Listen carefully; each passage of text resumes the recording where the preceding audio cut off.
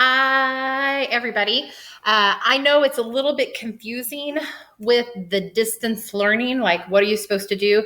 I have an 8th grade kid myself, and I'm like, oh, I don't understand the virtual learning versus the distance learning versus the paper packet versus Google Classroom assignments that the teachers are giving. So I'm like, what are we supposed to do? How do we turn it in? I know there are many, many questions. Please be patient. We are kind of figuring out things as we go along, and it's a new experience for everyone. So I want to use my computer today to kind of walk through the BCSD website and hopefully help some people feel a little bit more confident about what we're supposed to be doing. So today, April 14th, we're finished with spring break, which means we are starting the distance learning again. And I want to walk through. So this can be for parents or for the students themselves. First, you want to go to the BCSD website. So you're going to type in www.bcsd.com.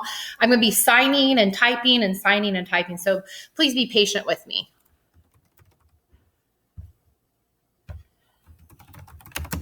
Okay, when you go to the BCSD website, it's going to pop up this little kind of like floating thing that talks about distance learning.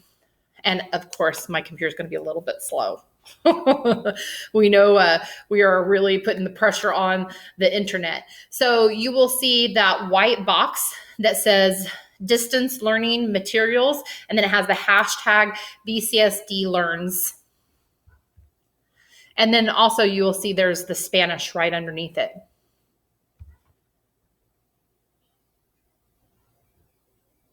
So I'm going to go to the BCSD distance learning. You see there's the short URL, the go.bcsd.com/CZ1. That's another way to get into it, or a link to be able to get into it. So you have this tab here, parents. You have some resources under the parent button. Those round circles, you can actually click on them, and those are links to the next thing. I will show you what the parents tab looks like. It's a tab, but it's a button. So I'm clicking on that. And then it's going to take me to the parents page, basically. And you have some things about how students are supposed to be using the computer responsibly. FACE, that's our family and community engagement resources. You have the social, emotional resources supports. Let me scroll down. You have the food, the lunch schedules, where they're giving out foods and the times, some online resources, and like a schedule, the routines for learning. And then down here, you also have the special ed button. I'm going to go ahead, I'm going to click on the special ed button because I just want to show you some of our students might have more severe needs and are not able to access their regular grade level learning. So here, special ed has a button for you guys, a page for us to go to. So you will see on the left side of the screen, they have some, virtual field trips, and then it has it broken down into different categories. If you have like mild, moderate, the autism, speech, language, there is a deaf education button there. Most of those are the resources I already have on my Google Classroom for my parents. You probably won't need that. But for example, if you wanted to go into the mild, moderate autism page, it'll also scroll out to being like different grade levels. So again, here are some resources for that. I'm going to go back. And we're back to the buttons where we had our parent resources. And let me go back. Go back one more time. So now I'm going to go to the students page. So I'm clicking on the students. Now you have the buttons are going to be for all of the different grade levels. So I've told for my students, I've given you the grade levels that, because they'll be more appropriate for your child, I've given you the grade levels you can pick. So I'm just going to use fourth grade, or maybe third grade, as an example. So if your child's at fourth grade level and you go into the fourth grade resources,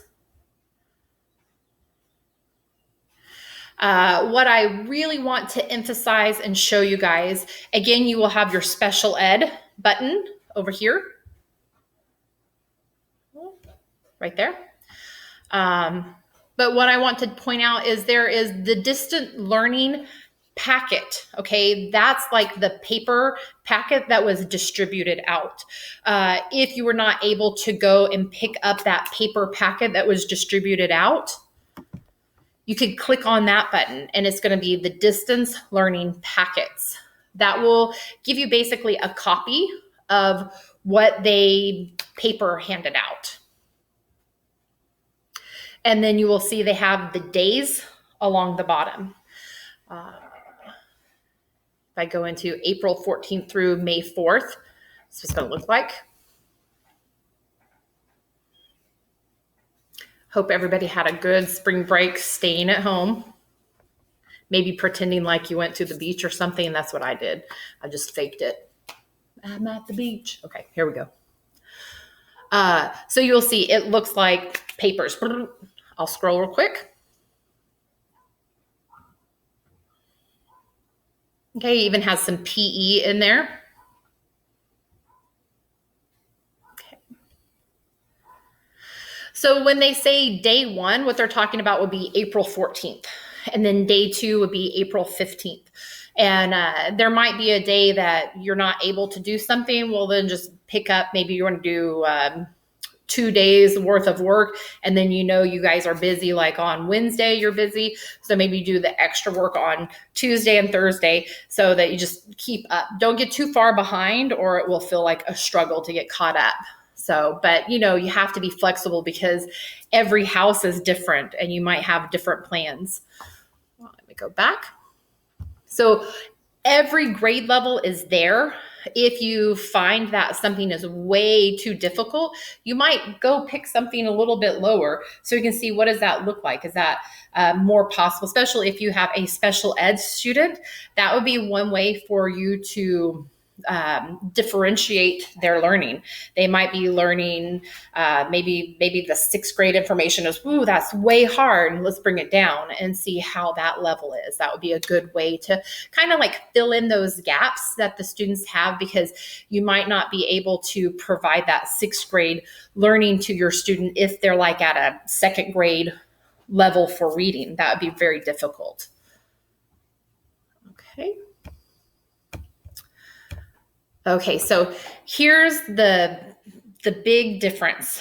Starting today, they have a new kind of learning that they are offering. So if you don't want to do the paper and pencil packet, then there's an alternative choice.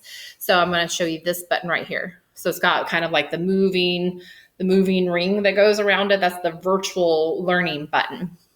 So if you click there, this is if you want to do more internet-based things. And now that we've handed out the Chromebooks for students, it should be better. And hopefully your internet is not as slow as mine. But that would be one of the things that you could do is if you have having like a bad internet day, or you guys know you're like really busy and you're not going to have access to a computer, maybe that day do the paper and pencil kind of stuff, and then be able to come back over to do the virtual learning. I'm telling my parents to just kind of keep track of what you're doing. Okay. So it's basically going to give you a schedule. Everything that's blue, when you click on those are links. I'm not sure why they have down Monday, but there's not a lot of work on Monday. Monday was actually still a holiday for us. So I did look at the assignments. They're very short, so you'll probably be able to catch up with that pretty easily. So when you click on it, the students should be able to use their Google, their email and their password to get in. You want to be sure that they are logged in when they do things like Khan Academy or Freckles or Achieve 3000, because it will actually kind of keep track of how much time your child is on that computer program. And it will also kind of increase their levels as they go and improve. Okay, so I want to click, I want to show you what does it do whenever it takes you to a Google Doc. So I'm going to click, I'm just going to click on the journal.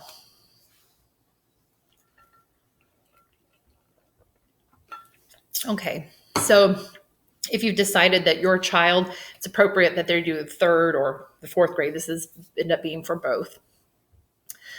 It has directions. The directions are on the second page, I think. There we go. So it will tell the kids that they're going to start by making a copy. I will show you how to do that. You see where it says file at the top, you're going to go to file and then we're going to make a copy, and then I'll show you where it put it in my drive and how to save it.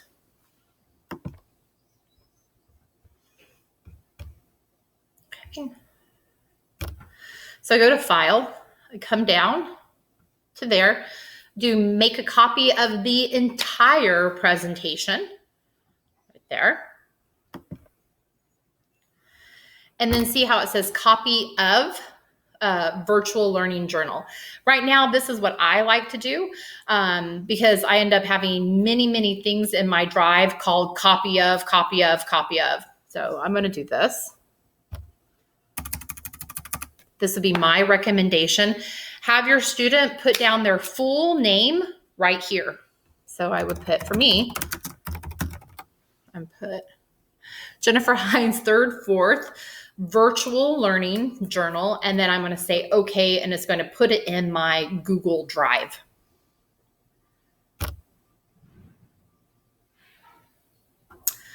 I'm going to show you what that looks like in my Google Drive too. Here we go. I'm going to open up my drive.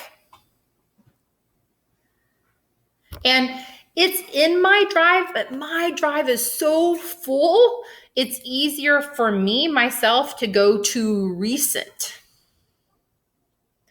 to find it. And then I can end up typing it. What I'm also going to recommend, because I'm not sure how these are going to get turned in. So I'm going to tell my students, I would like for you to set up a folder in your drive, and we're going to title it Virtual Learning. So I'm going to go here. I click on new. That's the plus sign that I can add new things. So I have my choices here. I'm going to choose a folder. So think of it like a filing cabinet. So I'm going to create a new folder. And that new folder is where I'm going to want to put all of my work for my virtual learning. So it's not just all loose. So think about it like papers, and your folder is like something that you're taking your papers and you're putting them inside. Okay, so it's not titled yet. So I'm going to do this. I'm going to put, let's get in here. Virtual learning.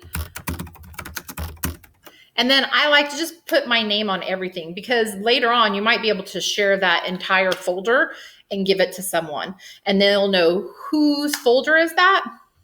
And you can always change that name later too. If later they say, oh, you need to put down the school's name or what grade level or whatever, we can change that name later. But this will make it easy for me to know what is inside this folder. So I'm going to create it. And then it'll be here. There it is with the V. All right. So now go to recents. I'm going to go to recent because that's the easiest way for me to find stuff. The other way that you could find it is up here on the search bar. Remember how I just named it Jennifer Hines Virtual. So that's the other way you can find something. If you know what the name of whatever you have is, you can find it in your search too. Get rid of that.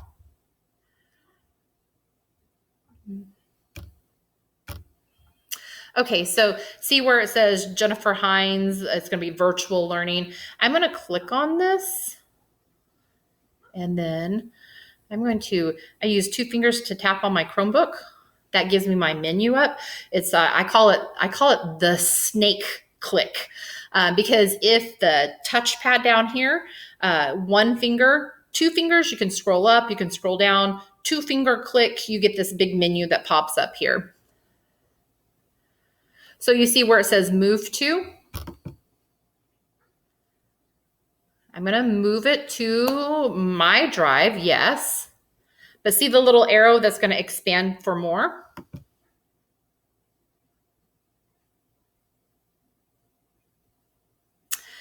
And let me go down to, remember it's going to be virtual learning, it's going to be V. There it is. So I'm telling them that thing that I just made a copy of, I want to put it into that folder. So I'm going ahead and doing that now. It's like being organized before you even start. So later on, you're like, where did I put that? I don't know where. Oh, I turned in the work. I haven't yet turned in the work. We'll know that it's all in that folder. Here's, I'm going to go back to my drive. And then I'm going to show you where it is. Click on virtual learning.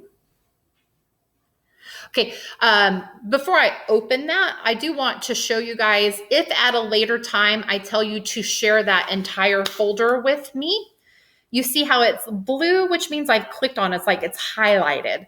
So now I go up here. It looks like a person's head right there. And I can share that. I'm going to click share. For my students, they would share it with me, or they may end up later on needing to share it with someone at the district. So mine would be Hines JE. So there we go. I'm Jennifer. There is another Janine Hines. So be careful. She gets a lot of my things. And that would mean that I'm sharing it with Jennifer Hines. Of course, I create it myself, but that's what you would do. And then you would send it. So later on, when we tell you who to share your work with, that's how you would share that. Okay, so inside my virtual learning Jennifer Hines, I should have one, basically like a document or a slideshow. Now that is mine. I've made a copy of it. I've put it in my own drive. So now I'll be able to type in it myself, change whatever I want for myself. So now it's like going to like the Xerox machine and Xeroxing something. And now I have a copy, they have a copy, everybody's going to have a copy. It's going to allow me to. It's just taking a little bit of time. Thank you for being patient. All right, so if I look here, it says day 1 prompt after retelling your story. So now I should be able to type right in that. Slow. I know this is new for many people, and technology can be a little bit scary sometimes, and you have to be patient and ask questions if you need help. Don't be embarrassed about that, because we are all at different levels of learning with technology, and the only way to learn is just to try. And sometimes you're just going to be like taking that computer and be like, nope, don't have the patience today. Paper and pencil it is. Stuff I had here. And then there's day 2. Go back. I'm going to go back to day 1. So every day I could go into here, it will say that you don't need to make a copy every day. You've made the copy one time, that's it. Don't need to every day. So it will have you have the link, and then you will see those directions again. But then, go to your drive and go ahead and type that journal entry there. Don't need to make a copy again and again and again and again, because you have the entire presentation already. All right. And then let me see what I want to do here. So I kind of did nonsense kind of stuff. Make sure to just show you that you can type in here. So after retelling your story, choose an adult and write your retell. All right, let me go back.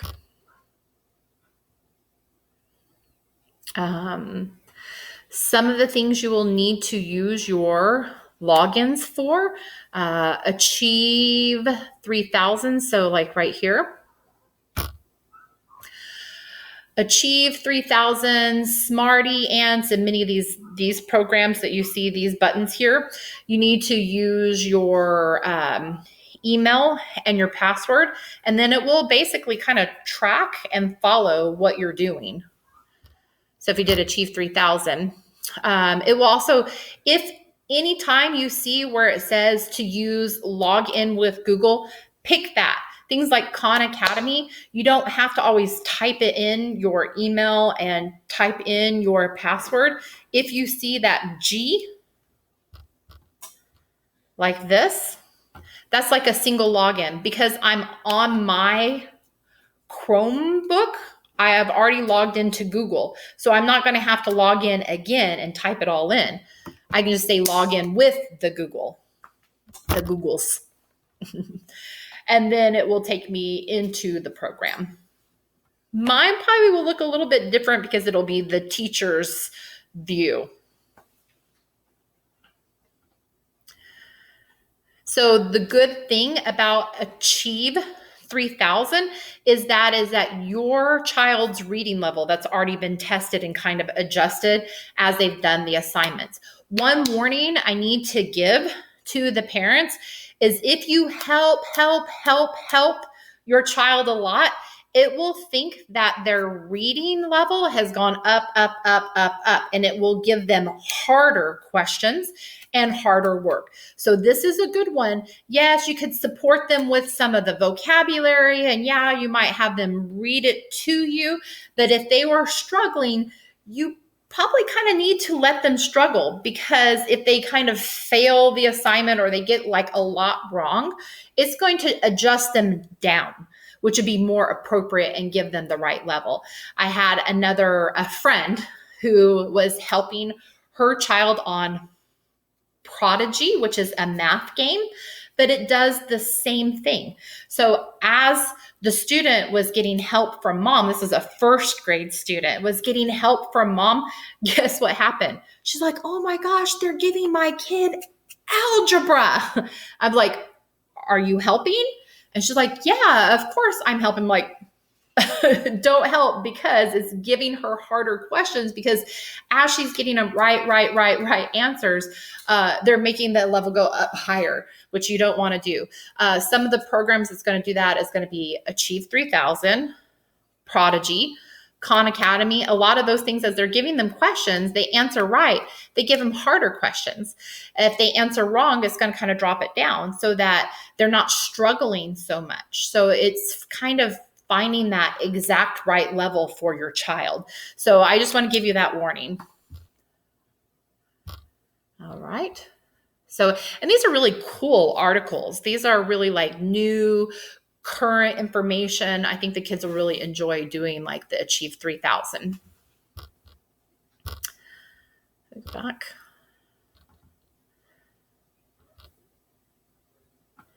And see down here, those are the paper packets. Okay. And then this is the virtual learning. So I just want to kind of show you they are different. I'll go back again.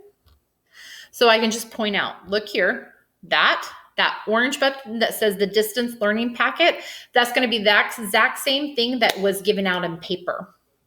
And then over here where my little mouse, my cursor is, Virtual learning, I think I clicked it.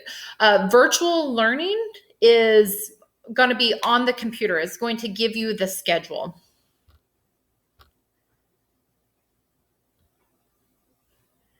And so it's kind of nice because it already is giving you the structure of reading for 30 minutes, independent reading for 20 minutes.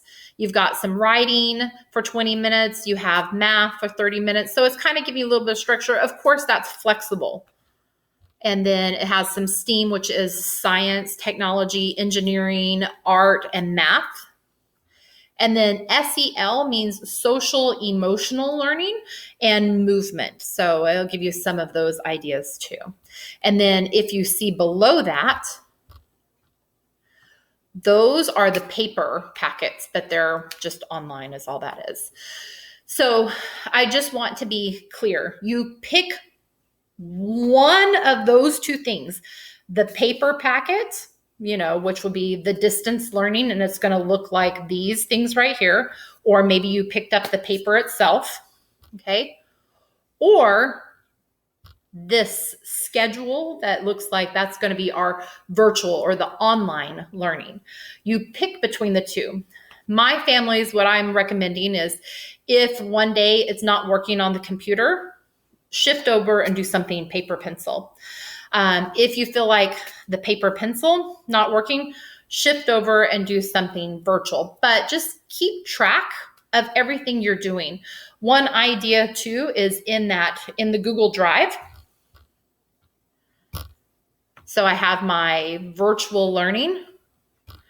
I could put new doc, and I could just kind of start a doc that says, today my internet was slow, so instead I did these things.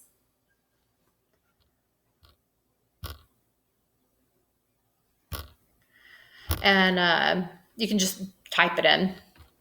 So maybe 4/14/20. No, it's not what I call that.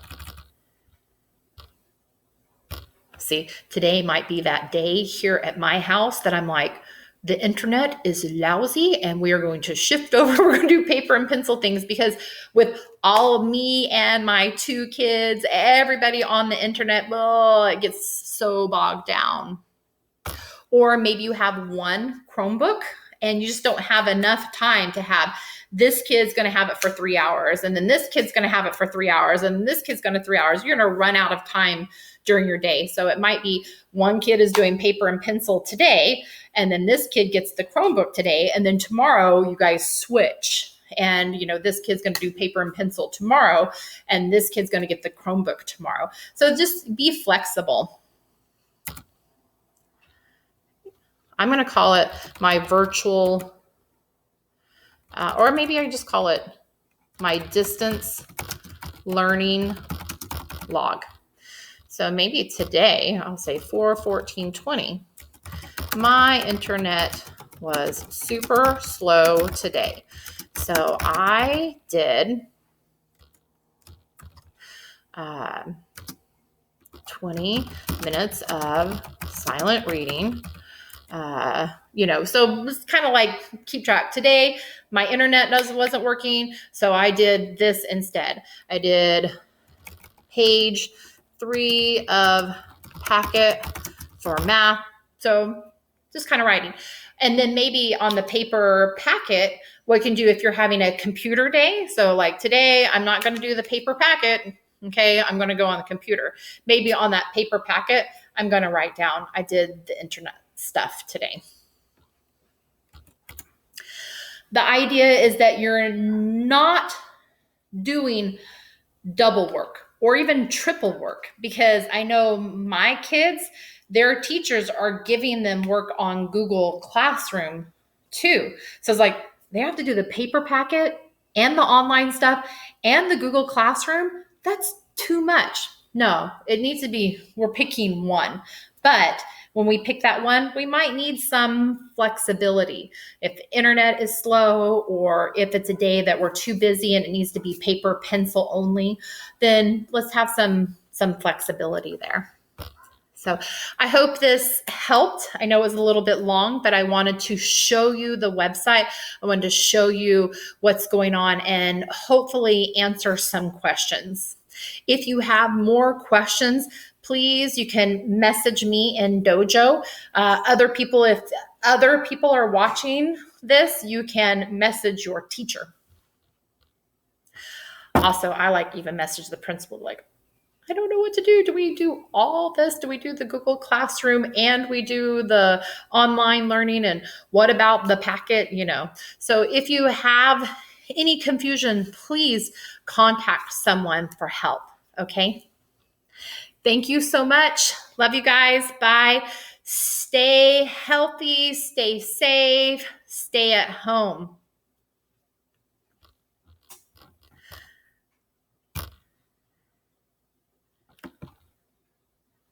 How do I stop this? Alternate Shift R.